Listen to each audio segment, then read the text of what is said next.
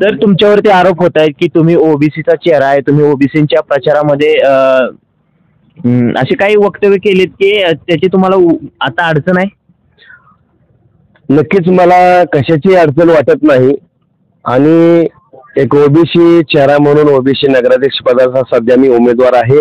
आदरणीय आमदार गोपीचंद पडळकर साहेब आणि आदरणीय अमरसिंह बापू यांच्या दोघांच्या मार्गदर्शनाखाली मला नगराध्यक्ष पदाची ही उमेदवारी ओबीसी प्रवर्गातून मिळालेली आहे.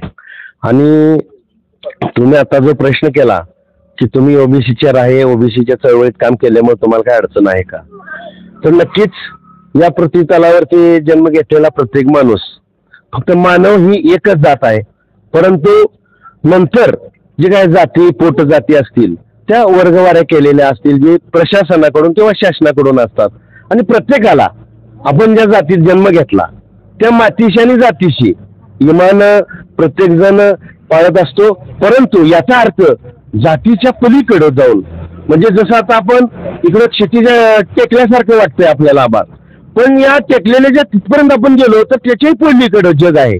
तर जे इथून थांबून टेकले असं ज्यांना वाटतंय, म्हणजे जे फक्त डबक्यातला विचार करत असतील त्यांच्यासाठीचा हा मुद्दा असू शकतो. परंतु ज्यांनी क्षितिजाच्या पलीकडचा जो विचार केलेला असेल त्यांना नक्कीच हे कदाचित वाटणार नाही. प्रत्येक जणाला आपण जिथं जन्म घेतला त्याचा आपल्या आई वडिलाचा अभिमान असतो, ज्या कुळामध्ये जातीमध्ये जन्म घेतला त्याचाही अभिमान असणं साहजिक आहे.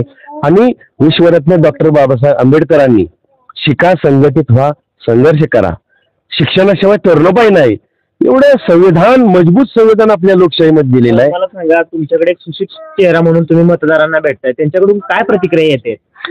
नक्कीच त्यांच्या चेहऱ्यावरती एक हास्य आहे की ही जरी भाजपची उमेदवारी असली तरी त्यांना वाटतंय की हा उमेदवार आमच्या विचाराचा आहे. म्हणजे पक्षाच्या पलीकडेही जाऊन लोकांना वाटतं की बाबा योग्य चेहरा आहे, सुशिक्षित आहे आणि 1 लाख रुपये पगाराची नोकरी सोडून जर समाजकारणासाठी येत असेल शिक्षक सेवेतून, तर नक्कीच माझ्या उमेदवारीचं ते सर्वजण जाईल तिथं त्यांच्या चेहऱ्यावरती हसू दिसतंय. आणि मलाही ते कळतंय नक्की त्यांच्या मनातला हा उमेदवार आहे, हा जनतेच्या मनातला उमेदवार आहे. भाजपच्या अधिकृत कमळ चिन्हावर जरी असला तरी सर्वांच्या मनातला उमेदवार म्हणून माझं स्वागत होतंय. मला सांगा, जे विरोधक आहेत त्यांच्याकडून तुमच्यावर टीका होते की मुलं सांभाळणं एवढं सोपं नाही की हे आटपाडी शहर सांभाळणं. नक्कीच मुलांच्या संदर्भाचा प्रश्न आहे तर बऱ्याचशा माझ्या लाडक्या बहिणी आहेत, मुलांच्या आया सुद्धा आहेत. त्यांना जरी हा प्रश्न ज्यांनी कोणी तुम्हाला विचारलाय त्यांनी फक्त डोक्यात घ्यावं की ह्या आयांना विचारावं, लहान मुलं सांभाळणं एवढं सोपं असतंय का. नक्कीच ज्या आयांना लहान मुलं सांभाळताना कसरत करावी लागते, तशा माझ्या लाडक्या बहिणींची, तशा माता भगिनींची जी काही मुलं आहेत, अशी मुलं एक शिक्षक म्हणून सांभाळताना नक्कीच आम्ही त्यांना शिस्त लावतो, व्यवस्थित त्यांच्यावरती संस्कार करतो. आणि ती मुलं आई वडिलांचं कमी ऐकतील पण शिक्षकांचं ज्यादा ऐकतात. म्हणजे जे मुलं घरात ऐकत नाहीत ती मुलं शिक्षकांचं ऐकतात, अशा मुलांना आम्ही हाताळू शकतो.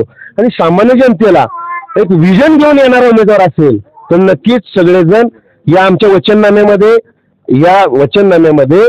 जे काही मुद्दे आहेत ते दिलेले आहेत, या मुद्द्यांचा नक्कीच ते स्वीकार करतील आणि याचाच अर्थ माझ्या उमेदवाराचाही ते नक्कीच स्वीकार करतील. युवांना भेटताय तुम्ही, युवाकडून काय प्रतिक्रिया आहेत? युवा म्हणजे जे 18 ते 22 वर्षाचा त्यांचं म्हणजे थोडक्यात मतदाराचा अधिकार मिळालाय, अशा लोकांशी तुम्ही भेटताय, त्यांच्याकडून काय प्रतिक्रिया आहेत?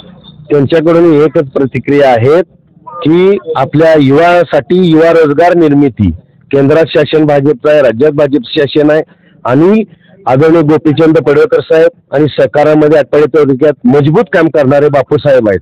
की दोन्ही नेते व्हिजनरी नेते आहेत आणि व्हिजनरी नेत्यांच्या सोबतीला एक व्हिजनरी उमेदवार म्हणून माझ्याकडे ते पाहत आहेत. मग नक्कीच सुशिक्षित बेरोजगारांसाठी वेगवेगळ्या रोजगारांच्या संधी एखादा प्रोजेक्ट आणून नक्कीच निर्माण होतील, त्यांना आशा आहे. आणि जे MPSC UPSC साठी अभ्यास करणारे विद्यार्थी आहेत, गोरगरिबांचे मुलं आहेत, त्यांच्यामध्ये टॅलेंट भरपूर आहे आपल्या मानमातीमध्ये आणि त्यांच्या टॅलेंटला एक संधी देण्यासाठी UPSC MPSCच्या माध्यमातून एक अभ्यास केंद्र कसं आपल्या शहरात निर्माण करता येईल, हा माझ्याकडून त्यांना वचननाम्यामध्ये शब्द आहेत. परंतु त्यांनाही एक विश्वास आणि खात्री आहे की नक्कीच हा उमेदवार आपली ही वचनपूर्ती नक्की करेल.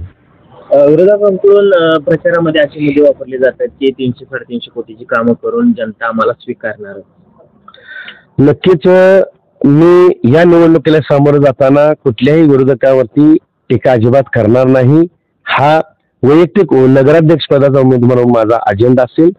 नक्की त्यांनी त्यांच्या परीने कामं केलेली आहेत, शहराच्या विकासासाठी केलेली आहेत आणि ती कामं त्यांना जनतेने संधी दिली म्हणून करून दाखवू शकले 250-300ची. आणि जर जनतेनं आम्हाला संधी दिली तर नक्कीच 250 आम्ही 500 कोटी 1000 कोटीपर्यंत नक्कीच हा उच्चांक करण्याचा प्रामाणिक प्रयत्न असेल. माझ्या 1 ते 17 प्रभागातल्या सर्व उमेदवारांना, कमळ चिन्हावरती लढणाऱ्या सर्व उमेदवारांना संधी दिली आणि नगराध्यक्ष पदाचा उमेदवार म्हणून मला संधी दिली. तर या उमेदवारांबरोबर, नगरसेवकांबरोबर इतर पक्षातल्या अभ्यास असणाऱ्या सगळ्यांचा सल्ला आणि मार्गदर्शन नक्कीच मी घेईन आणि निवडून दिल्यानंतर मी सर्व पक्षांचा नगराध्यक्ष असेल, सर्व नागरिकांचा नगराध्यक्ष असेल, कोणाचा बंधू म्हणून, कोणाचा मुलगा म्हणून सेवा करण्यासाठी निश्चितपणे ठामपणे पुढे पुढे जाईन. धन्यवाद. आवाज माणदेशाचा, माणदेशातील प्रत्येकाचा. माणदेश प्राईम सबस्क्राईब करा आणि अपडेट रहा. नवीन व्हिडिओच्या नोटिफिकेशनसाठी बेल आयकॉनचं बटन दाबा. धन्यवाद.